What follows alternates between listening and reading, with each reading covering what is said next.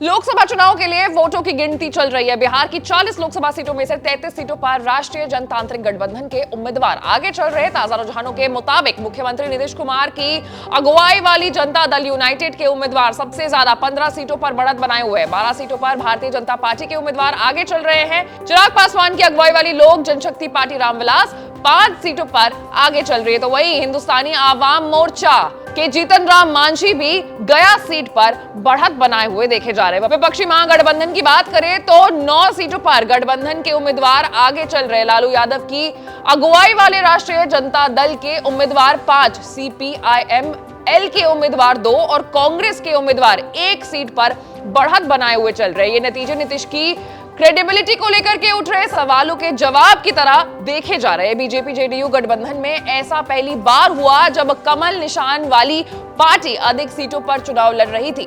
BJP ने 40 में से 17 सीटों पर उम्मीदवार उतारे, जबकि जेडीयू के हिस्से सिर्फ 16 सीटें ही आई थी। 6 सीटों पर चिराग पासवान और 1 सीट पर हिंदुस्तानी आवाम मोर्चा ने उम्मीदवार अपने उतारे थे।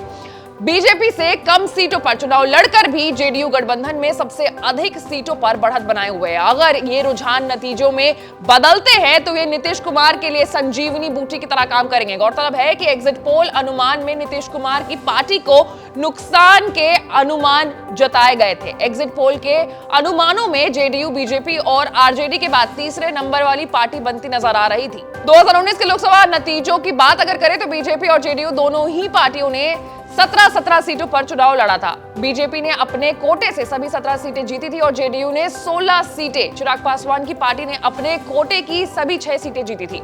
एनडीए ने 40 में से 39 सीटें जीती थी और 1 सीट कांग्रेस के खाते में गई थी। कांग्रेस ने किशनगंज सीट से चुनाव जीता था। तो देखा जाए तो कम सीटों पर लड़ने के बावजूद भी जेडीयू जो है वो आगे चल रहा है। नतीजे कुछ ही देर में साफ हो जाएंगे, लेकिन ये जो रुझान है वो अब तक के रुझान है।